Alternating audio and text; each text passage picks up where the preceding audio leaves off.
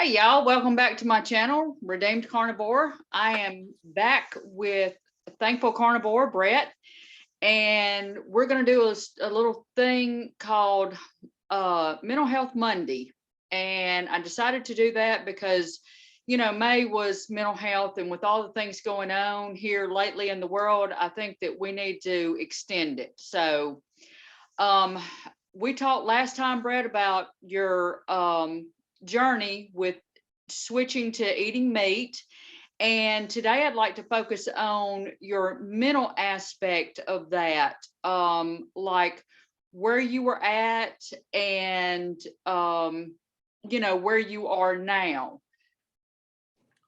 Well, I'm in a much better place today, I assure you. I've been symptom free for over 3.5 years, completely symptom free. I was an angry, depressed person for over 43 years of my life. I was extremely frustrated, had an intense dissatisfaction with life, and it only got worse as time went on. I didn't have any context to know that anything was wrong because I was like that as long as I could remember. Yeah. Even in, my early teenage years. I know I started having sleep disruptions when I was around the age of 15. That said, when I started carnivore, I was on July 16th, 2018, I was suffering from major depression with psychotic features. Yeah. Severe chronic anxiety and chronic insomnia. And the major depression with psychotic features was, I would hear kids playing in the yard when there was nobody home, kind of stuff. Yeah. I became unable to accurately perceive my environment. What I would see and hear it wouldn't be imagined, but it wouldn't be complete. My illness was always twisting and filtering things. Yeah. Never in my favor. The world kind of it wasn't black and white, but around the edges, it kind of was in many ways. The worst part about it was my wife would say things like, Melissa, it looks like it's going to be a beautiful day. Just like that. But that's not what I would hear. Right. What I would hear with clarity, clearly, it wasn't fuzzy. It was what I heard and what I saw in the expression on her face. I would hear, oh yeah, it looks like it's going to be another beautiful day. Just great. That's what I would hear. And because I love and adore my wife, honey, what's wrong? Well, she would look at me like the crazy person I was. I just told you it looks like it's going to be a beautiful day. But that still wouldn't be what I heard. And it wouldn't be what I saw. That reminds me of the brain fog and all of the distortion that you can get from like other illnesses, and it really does affect your day-to-day life, and it really does affect you mentally, because what you're perceiving with what your wife is saying, oh, it looks like it's going to be a beautiful day. What you're hearing and what you're seeing with her is the complete opposite. And so, that's where things get real messed up. That's where things get real distorted, and really it changes the trajectory of your relationships, because that's not what you're perceiving. And the other person is looking at you going, what is wrong with you? What's going on? If they don't already know that you're having issues mentally. And I think that that's can go along with what's going on in the world as well. Is we may meet somebody on the street and not know what they're dealing with mentally, and hear, oh, hello. And you may hear that, and then again you may hear, hi. Is that pretty accurate of what you were experiencing? Well, yeah, I can't say specifically with the scenario that you just described, but that wouldn't surprise me. With my wife, we were the only people we had. When we moved to Jacksonville, we knew no one. Yeah. No one. No family here. No friends. So all we had was each other. And so that was who I had to talk to interact with. Yeah. And so I didn't have many experiences with other people to be able to assess what you articulated just then, unfortunately. But it wouldn't surprise me a bit. Yeah. I mean, I could think back to past conversations that I had with people that I offended the crap out of, and can remember how I felt and what I was thinking at that time. So it wouldn't surprise me if that did happen, if I didn't have some interactions with really nice people that I just completely misinterpreted. Right. Due to illness. Right, because your brain was on a handful of medication, and the standard American diet, which I call crap, you put that all into your system, and so your system is doing the best it can, but it's just like, look, we need help. We can't function like this. Our perception is not what it's actually supposed to be. That's so true. And see, the problem for most people is they're not aware that that's happening while it's taking place. Right. And that's the scariest part, because I can recognize mental illness visually now in other people pretty easily, with unfortunately great accuracy. Right. And the reason why I say unfortunately is because there's no off switch. Absolutely. So if I go to Walmart, or if I go to a big box store like, say, Sam's Club or BJ's, and you can't walk around unless you're looking at the floor, you're going to see other people and you're going to see their faces, and right. The horror stories that I see on a regular basis when I'm out in public is it's disturbing at best. Yeah. And you just want to run up to them and say, I'm sorry, I was just exactly where you are. Right. I can see the anxiety. I can see the fact that you don't sleep. I can see that you're depressed, and I can tell you're on psych meds from the way you walk and the shuffling you're doing. Yeah. And I know from your cart and from looking at you that you're a sugar addict and you're a carb addict, and that's the reason why you feel so bad. And it is like, they try to, and I'm speaking from experience, you try to self-medicate with the sugar and the carbs because you feel so bad, and it's like an endless cycle that never ends, and you're sitting there going, when will this ever end? I just want peace. I just want joy. I had a big problem, still do. I'm going to be transparent. I still do. I have a problem with anger. Anger but anger is a second emotion. It's not the actual emotion. It's like a wall.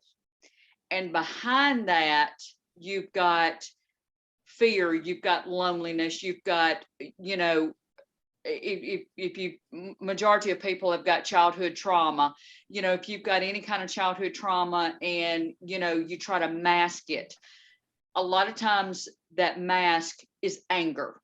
And it is for me. And I'm still working on it. Thank the Lord. I've got God and carnivore, because it's really helped. But great combination. Yes, yes. But, you know, it's still an issue. And I know that you said today on your Instagram post that, you know, carnivore does help a lot. There are still some issues, though, that, you know, eating meat and drinking water is not going to solve completely. Sometimes you've got to go talk to somebody. You've got to get it out. Is that something that you did? No, I didn't do that because that's just not how my mind works.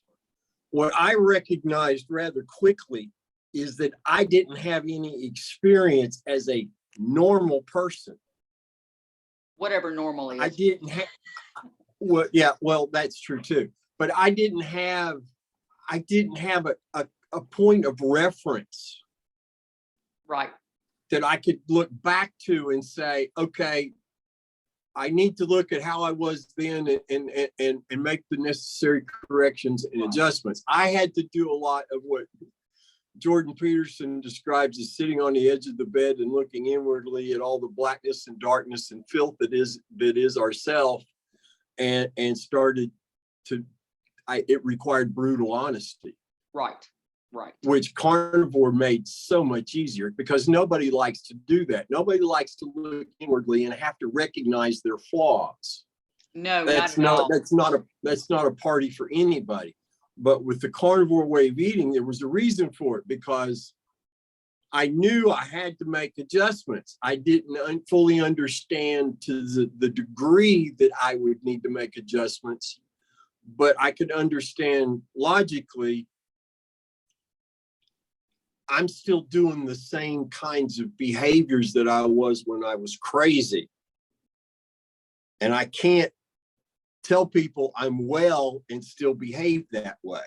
Right, right. Because that's, cognitive dissonance in living color. Right. Yeah. So, I had, it's taken a lot, I walked a lot of miles by myself,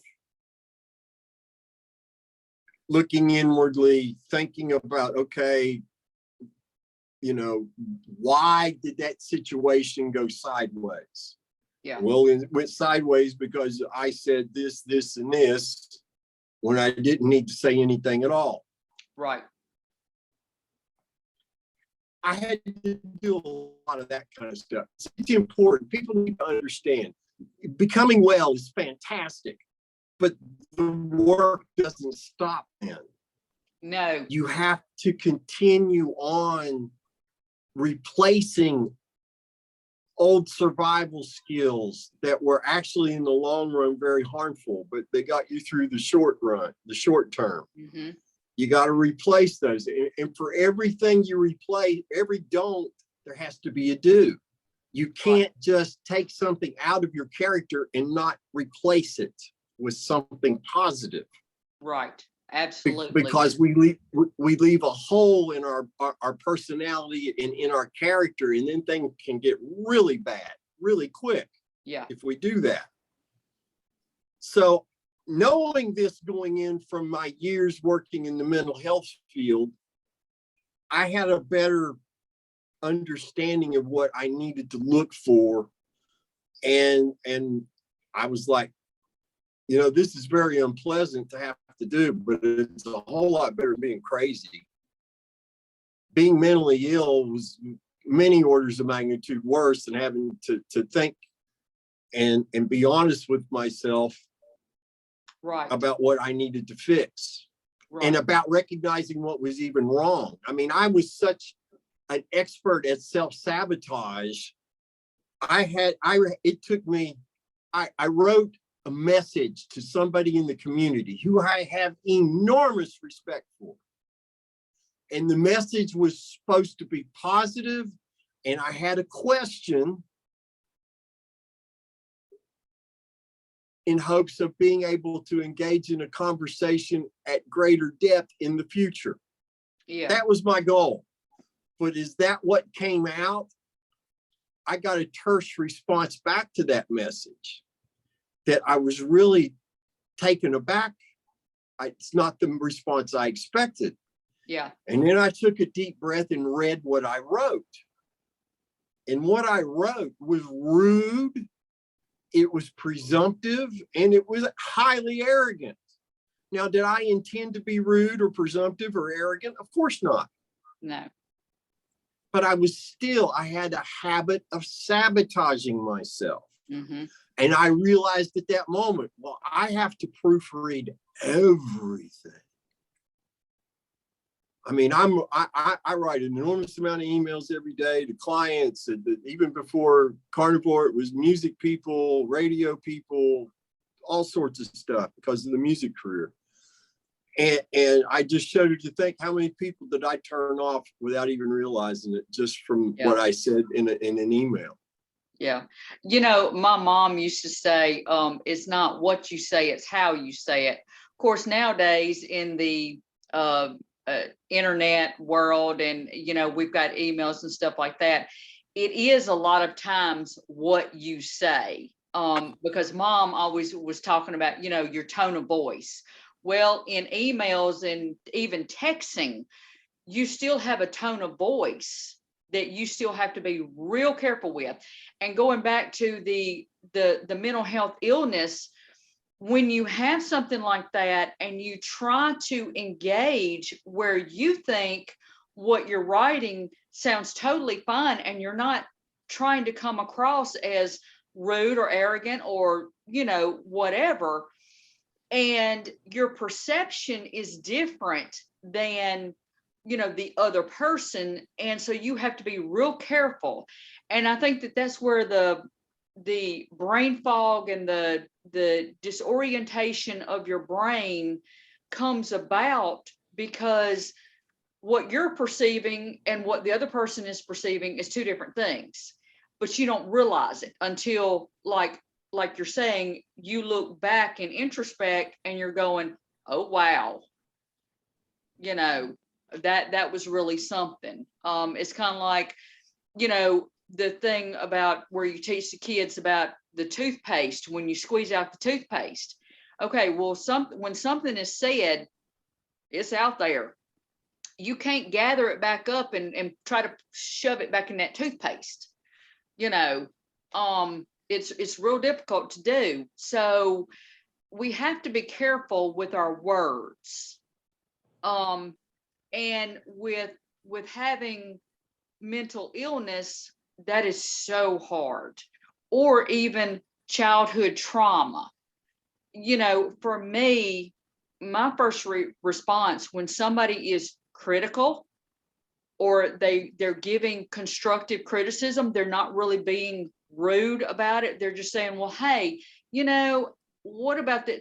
My first reaction, and I have worked on this and worked on this and worked on, is anger.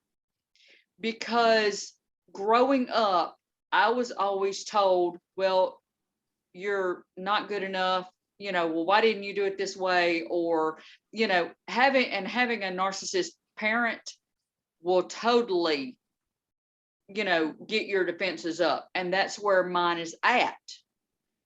And you know, I've been to so many therapists or counselors or whatever that I stopped counting after a while.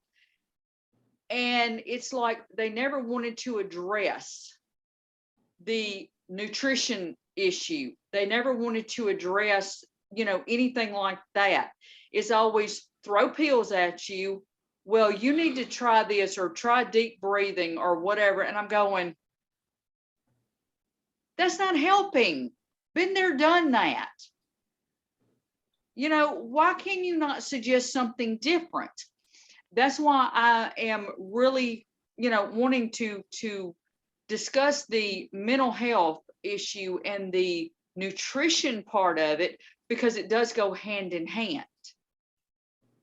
Absolutely, 100%. And it's unfortunate. So I've got a cousin who's going to start medical school in the fall, and they live back in West Virginia, Ohio area, and so I don't get to see them. I would love to have a conversation with them about the important, and I don't even know that they're aware of what I've accomplished, just due to the fact we've lived so far apart, et cetera, for for most of all their life.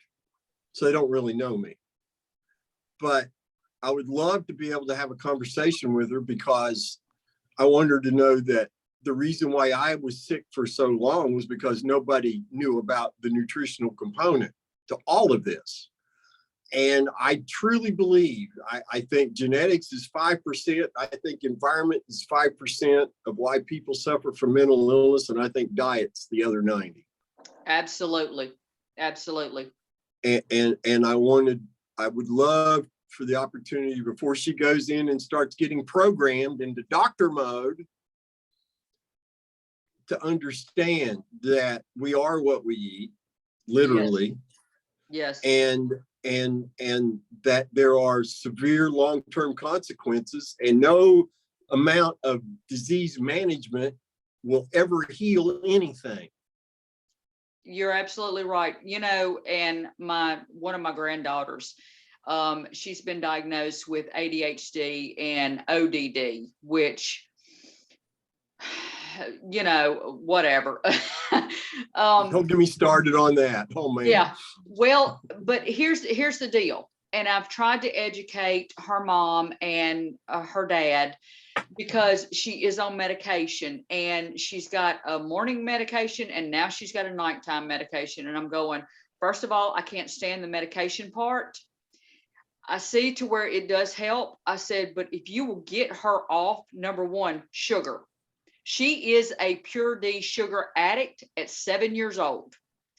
And I looked at my daughter and I said, I see me in her already. And I said, it's not a good thing. And I said, if you will change her diet,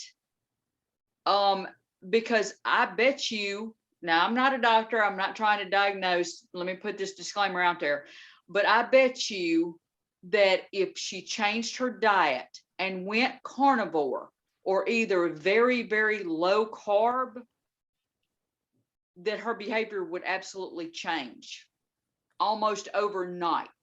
I agree 100%. And I haven't even met the child. I agree 100%.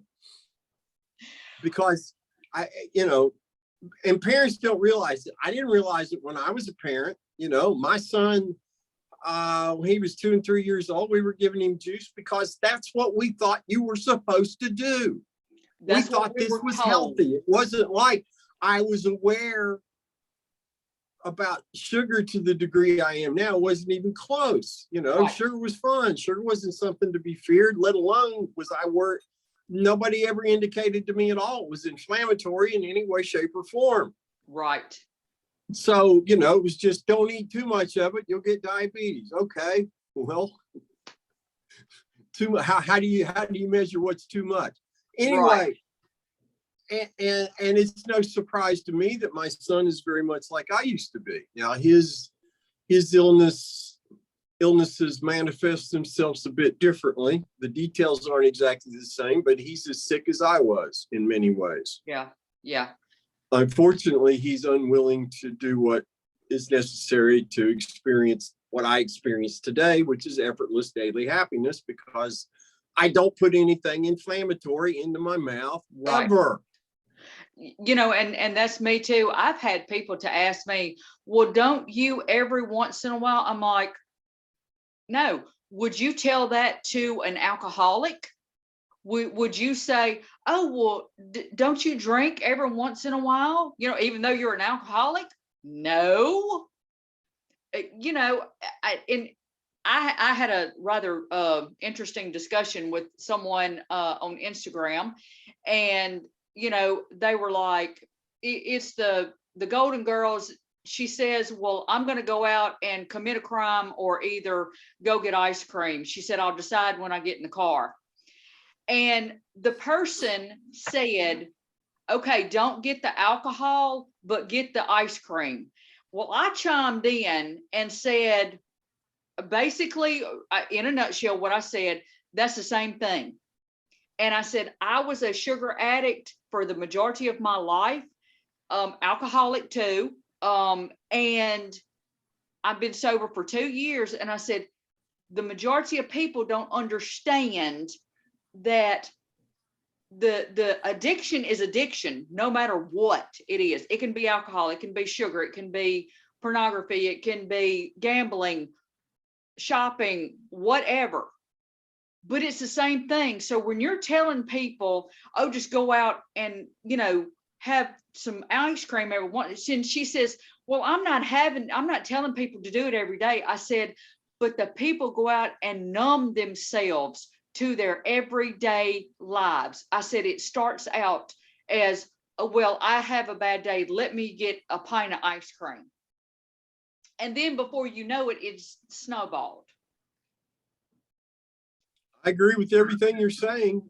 And it's part, we were all taught at an early age to consume things under the false notion that they were healthy, that were never healthy for us. And that programming is difficult to break. And even now, I show somebody my before and after pictures, and they just can't cognitively accept what they're seeing. They can't deny what they're seeing, but they don't accept it. Right. And it can be very frustrating, but I've come to accept the reality that not everybody is open to what we do. Right. And that's okay.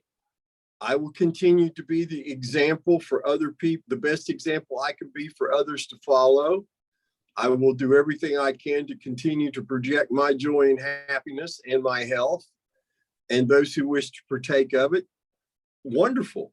I'm happy to work with them. And those who aren't, I'm not going to waste their time and mine trying to coerce them into doing something good for them, for themselves. Right. And it's sad though that, the industry, we all know the big industry is doing nothing but forcing people to accept the standard American diet, and which is making them worse. And that's what they want. I won't get into the conspiracy theory and yada, yada, but it's a push. And it's like, oh, well, that's not a big deal. Just like the woman on Instagram says, well, it's not like you're eating ice cream all day long. No, but everything that you put in your body either uses it to fuel you or to make you sick. That it's that simple. There is no in between. There's no gray area. There's no, well, I'll just have a little bit of this. Majority of us, and I'm speaking for addicts, majority of us cannot moderate. We are not moderators. I've tried to go down that road. I wanted to be a moderator so bad it wasn't even funny. I can't moderate either. Don't feel like the Lone Ranger. So what we have to do is we have to leave it alone, because as my dad used to say, he did quit drinking, but he was an alcoholic as well. He said, one is never enough and 1,000 is too many, and it's like, there's no in between. There's no, okay, well, let's eat just sugar-free stuff, or let's eat just keto stuff, or it doesn't work like that at all. You either have to leave it alone completely, or you are just going to continue to eat the stuff and it's going to continue to make you sick, mentally and physically. Well, that's why I talk a lot in the mental health meetings that I facilitate about the importance of mindset, because people need to understand it's only food if there's nutrition in the item that your body can absorb and use. If there's no nutrition the body can absorb and use, it's not food, it's garbage. That's why I call it crap. It's not fit for human consumption. No, and we're not animals. Never put it in, and you should never put it into your mouth. Right. And the people who learn to change their mindset to understand and accept that and make it a part of their foundation and their belief system, they succeed. They become the next Kelly Hogan, the next Charles Washington, the next Lisa Wiedemann, the next Rich Hall, the next Joe or Charlene Anderson. Right. And they have these incredibly joyful lives. They're not perfect. Their car still breaks down just like everybody else's does. They still moan and groan every time they have a bad day. You know, well, what's a bad day? True. I mean, I don't know what a bad day is now anymore. Compared to there's frustrating things. There's frustrating things that can happen during the day, but that doesn't make it a bad day. Right. Like my internet situation. I don't have internet right now through no fault of my own. It's frustrating as all get out, but does that make today a bad day? Of course not. We're having a conversation anyway. Right, and having a great time, and it's working just fine. Mm-hmm. Well, what we're doing is working anyway. Right. I still don't have internet. Tell me right quick before we run out of time. Tell me right quick, because I know I saw it on your Instagram, and I want people to know about your t-shirts and that your wife is doing. Okay, my wife makes all the eat, meat, drink water t-shirts. It's her design.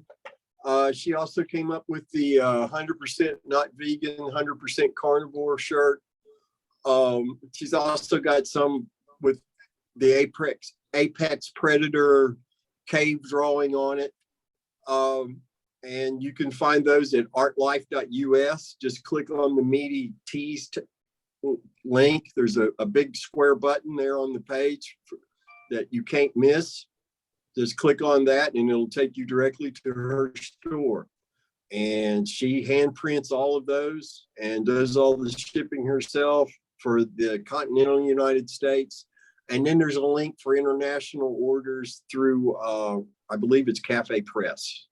Okay. I think who she has doing that. But yeah, I get all the time people, oh, love your shirt. We're going to get one of those. Well, artlife.us is the place to go.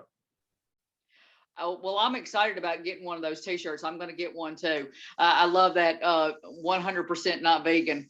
But all right, right quick, I want to do it. I am so excited about you starting the River. Tell me again, River City Rockers. Yes, I have heard some of your music and stuff, and I'm loving it. I'm loving the rock part.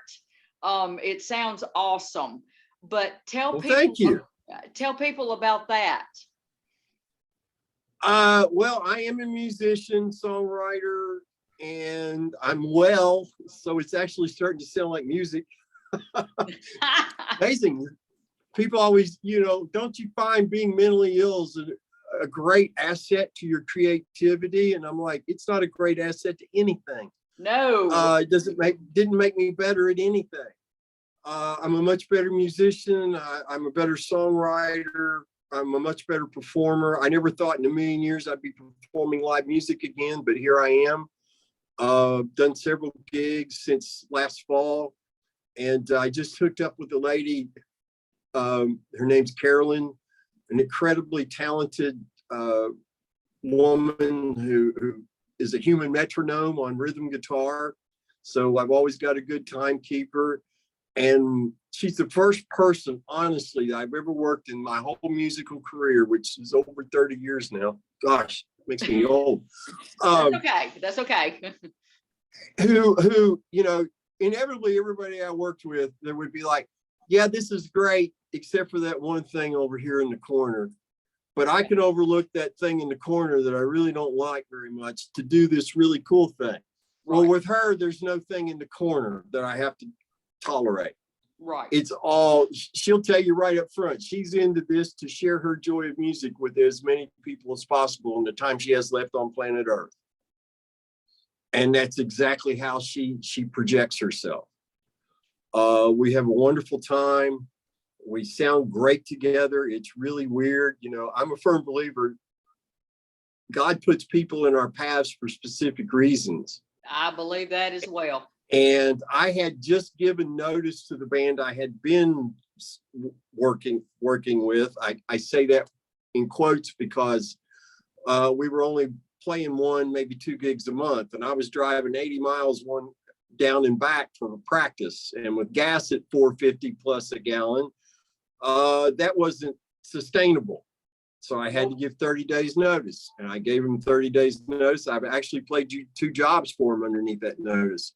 But this lady, the week after I gave the notice, the lady, this Carolyn, messaged me saying, hey, would you be interested in doing a 2-person thing? I've got 2 gigs already. The guy I'd been working with for years just up and left me. And she had seen me play at a couple of open mic nights, and she just rolled the dice and took a chance and knocked on my digital door. And I'm like, well, sure. And I remembered her as somebody, very talented, very, very beautiful voice. She's also around my age, a little older, which I get to be the baby in this group. I love that. But we just have a wonderful time. I mean, we get a lot done when we practice, and there's never any negativity on any level. That's awesome. Pure joy. And I think that with the carnivore diet as well, you're happy, even though you're playing blues and that sort of thing, but you're still able to be creative. You're even more creative, like you said, than when you had mental illness. And it's like you're on the other side and you're trying to tell people, hey, that's just like with me in this channel. This is why I'm doing, and this is why I'm so passionate about. It's because I was on the other side. Now I still have issues that, I ain't gonna say I don't, but I still got issues I'm working through, but I can tell a big difference. It's not just the physical part of it. Yes, I've lost weight. Yes, I feel better, but it's the mental part of it. It's the working through my issues. I'm able to work through them better. And just like with you, you're able to meet someone that you can play gigs with, that y'all like just, have a great time. You're there to have fun, kind of deal. Mm-hmm. We like it. We like it a lot. Well, and we have so much fun playing together that practice is never like work. It's just today's version of fun that we're having. Right. Well, go ahead. Oh, I was just gonna say, we're almost out of time. Look, y'all, go check out his Instagram, Thankful Carnivore. You can hear his music. Thankful.carnivore. If you put Thankful Carnivore in, you won't find me. There's a dot in there between the 2 words. Thankful.carnivore. All right, Thankful.carnivore. Go check him out. You can hear him, and you can see some of his gig that he did recently, which I enjoyed listening to, honestly. And I'm glad that you're going to be able to do that again. Thank you, Brett, so much for coming and talking with us about the mental health issue. And hopefully we can talk again soon. Y'all have a great day, and check this out. Talk to y'all later.